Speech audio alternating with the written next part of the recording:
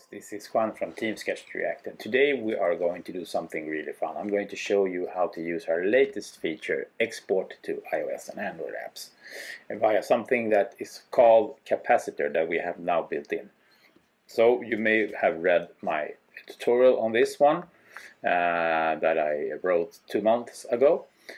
We have now built in a few of these steps so you don't need to do so much things manually. So let me just show you how to do this. First of all, you need to go and make sure that you visit each and every page that you have, or it will not get bundled in our export thingy. So you go and you wait until you see this message, your artboard has been added to the export bundle. So in my case I have 4 pages, so including the start page. This is the start page. So you do that first, then you go to download and you Capacitor project like that, and I will save it to my desktop. I have some little place here.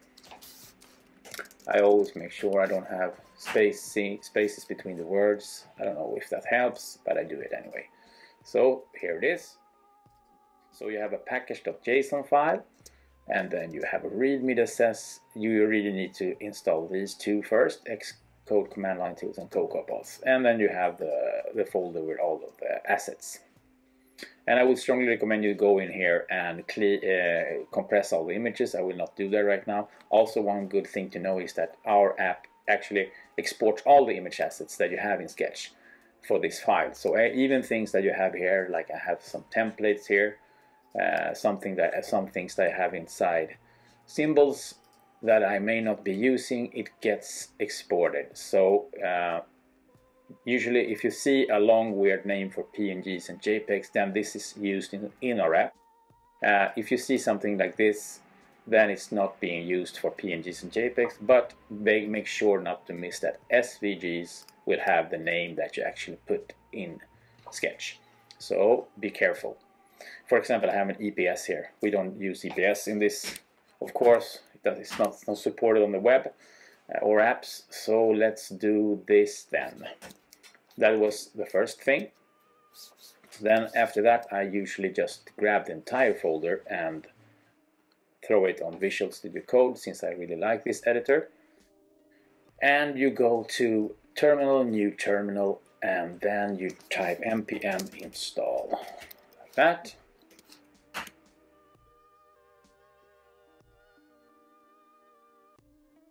Awesome. And then we can go to my tutorial and say that you can skip all the steps before here. We need to enter this one, npx cap init, like that, and then it will ask us what is the name of your app. The default name is Capacitor demo, because that is the instruction that we have in the package.json file, but we don't want that name, so let's call it amazing app and enter. And then you need to enter a package ID and just make something up. I usually use our domain name for this, like that, and awesome. So, and then what is the web asset directory for your app? You just need to enter, press enter. And then it says join the Ionic family. Right now we don't want to join the Ionic family. We love Ionic, but not right now. So not the free account. So, and then after this, we go back to my tutorial and see what are we going to do now. We are going to install the iOS project. Since you can actually install Android also, we thought this would be good to actually give you the choice. Getting iOS ready, and then we go to this one. So just follow my instructions. I mean, I never remember all these steps, but that's why I wrote a tutorial about it. See this as a companion video tutorial, so you can see what I'm doing here. And if that helps, that is awesome. So now it's installing all the great things, the iOS project. It's going to take our web assets and transform this into iOS project files, which is incredible. So now one of my favorite moments is when you actually open up iOS Xcode. You can do this from Xcode, but I think this is way more fun. So copy this one and there, and let's watch the magic happen. It opens up Xcode and it opens up the project like that. And now this is very important. It takes a bit of time. You see there will be a couple of warnings here, but do not fear them. Xcode is really great at actually fixing these for you. I'm going to show you when it has stopped indexing the files here, processing everything. I will show you how to fix this. So let's press the triangle here, and then we have some warnings.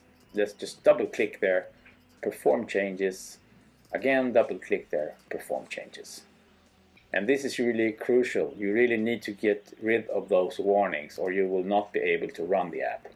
So now another really important thing to have is you need to, if you have installed Xcode from scratch, you don't have simulators installed.